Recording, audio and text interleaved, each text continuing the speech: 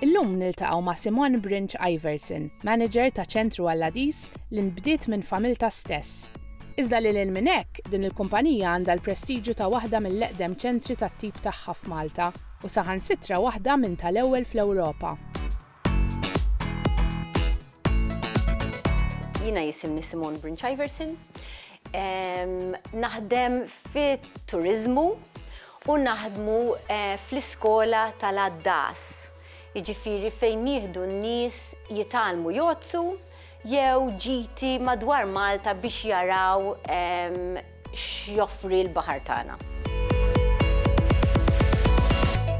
Ir-rol tiegħi huwa li nimmaneġġja il-dive center. Ovvjament għandi tim ta' instructors mhux jiena noħroġ mal-klijenti, imma nipprova nimmatchja xi jridu l-klijenti u nippruvaw nofrulhom dak li jixtiequ huma fi żmien li qegħdin hawn Malta.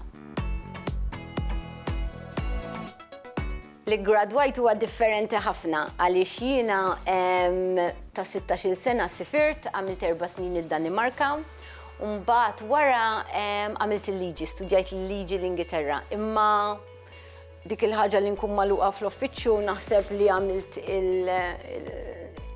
il-ħin nistudja għalli no, dan mhux xogħol għalik. Allura ovvjament ġejt lura il-baħar inħobbu wisq. So issa x-xogħol tiegħi huwa differenti ħafna milli dak li jiena ittrejnjajt għalih.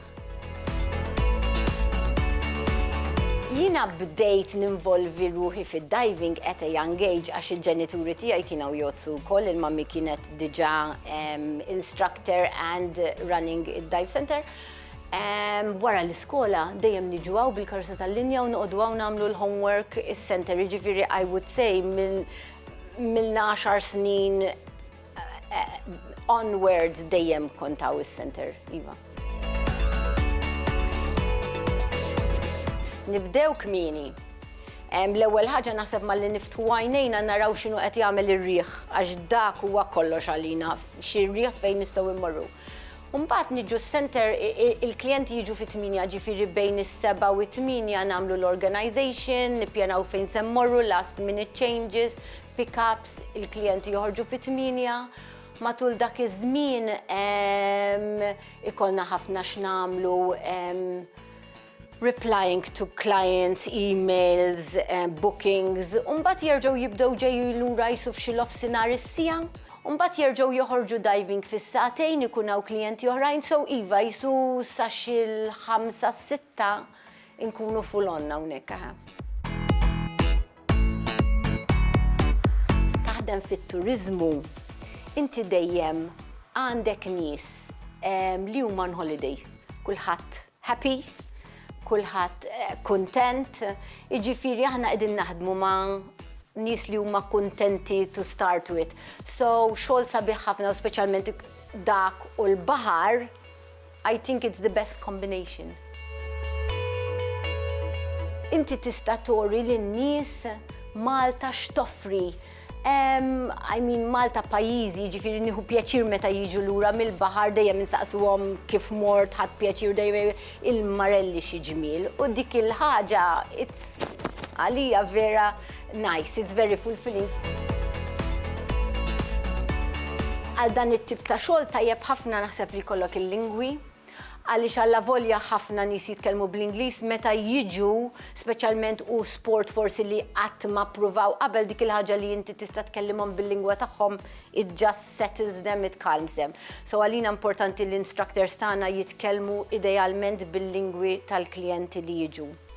U you show safety li hemm il-protokoll there, people feel safe.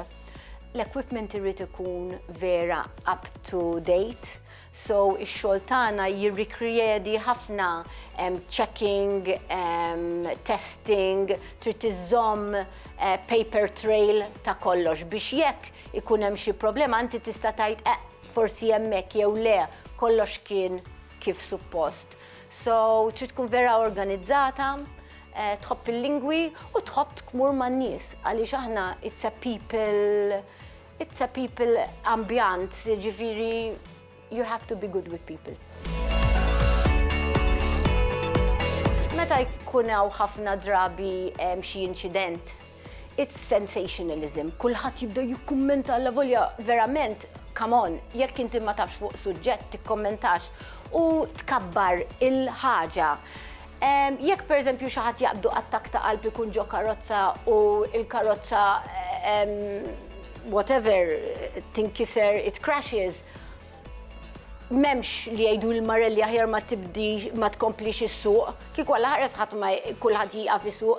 Fid-diving l-istess ħaġa xi kultant jiġu xi affarijiet li l-bniedem għandu himself alla volja tagħmel medicals, l-affarijiet hemm qegħdin u il-fatt li jiġri ġol baħar, it's like more a sensationalism.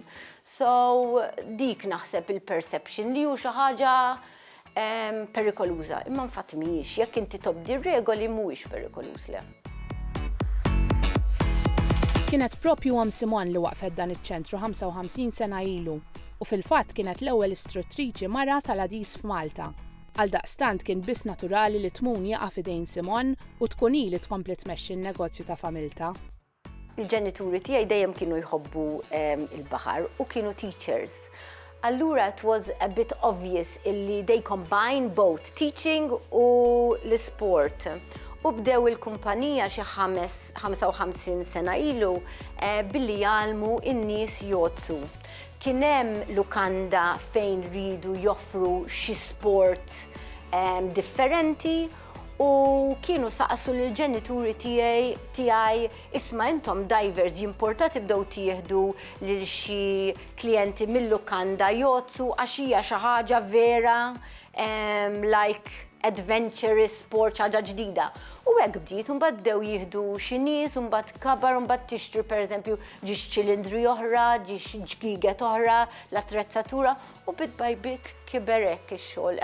Qas jgħaddu snin qas bistaf kif 55 sena għaddew yes.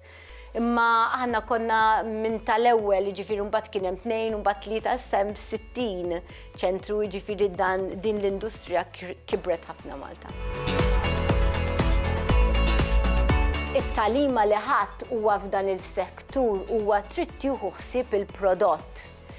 Il-baħar tagħna hija xi ħaġa naturali jiġifieri qegħdin naraw issa dan il-problema li għandna bil-plastik. Jekk inti ma tieħux ħsieb il-prodott, in-natura hemm effett ħażin ħafna. Qegħdin naraw ħafna plastik fil-baħar unfortunately, jiġifieri trid tieħu ħsieb in-natura. L-aqwa tagħlima li tatni ommi huwa illi don't short-change a client. Kif tgħid tkunx short-sighted, dan il-klient huwa klient illi illum se jkun klient jerġa' jiġi jġib it-tfal u infatti dak kull bażi taċ-ċentru tagħna għandna klijenti li ġew huma, ġew it-tfal, ġabu l-grandchildren, so a lot of our business huwa repeat. Because dejjem il-klient inti you treat him as a long-term customer, mhux now ejja ħammorru and that's it, you know, diki naħseb ħadmet tajjeb, that strategy ħadmet tajjeb. Bħala negozju żgħar tal-familja, Simone terfa' diversi responsabiltajiet li lil mir-rwol maniġerjali tagħha bħal marketing taċ-ċentru u l-ippjanar tal-itinerarji. U minħabba n-natura turistika tiegħu, l-impjieg tagħha jfisser sigħat irregolari u ftit ħin għal impenji oħra. Iżda minkejja responsabilità kbira, is-sodisfazzjon tax-xogħol xorta jinħass bil-wisq mhux ftit.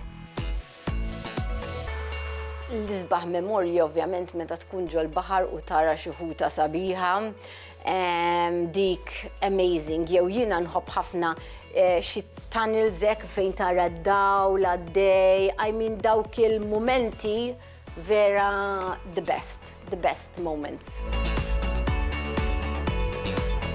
Sfidi bħala mara f'dan is-settur verament m'għandniex. Għaliex dan vera sport illi huwa equal, ma jarawx bħala mara, jekk inti kapaċi tagħmel dak l-isport. M'hemmx, jekk inti kapaċi terfa' ċilindru bażikament, then you're a diver. M'hemmx. Hemm ħafna nisa fid-diving. Naħseb iktar nies barra mid-diving meta trid tagħmel xi ħaġa, xi offiċini, whatever, barra mid-diving meta tkun mara, but within the diving there is absolutely no obstacle. No. Żgħażagħ li jixtiequ jidħlu f'dan is-settur, l-ewwelment irridu jibdew jogħodsu, irridu jħobbu l-baħar, ma jibżgħux mill-baħar, trid tkun disciplined. U jiena l-iktar ħaġa li jgħinni fis-settur tiegħi huma l-lingwi. Iva sablejaj forsi xi affarijiet jinbidlu, bad dik il-ħaġa li l-klijent tista' tkellmu bil-lingwa tiegħu has always been a benefit. Minn dejjem kien benefiċjali għalija iva. L-istaġun tal-għadis bħalissa jinsab fl-eqqel tiegħu u għalhekk wasalna biex ngħidu saħħa lil Simone ħalli tkompli tieħu ħsieb l-impenji tagħha. Narawkom għall-episodju li jmiss.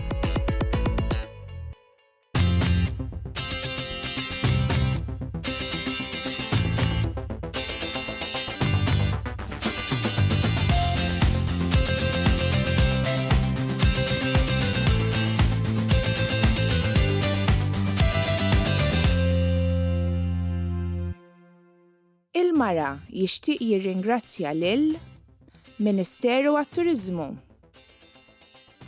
lil Malta Tourism Authority u l-Institute of Tourism Studies.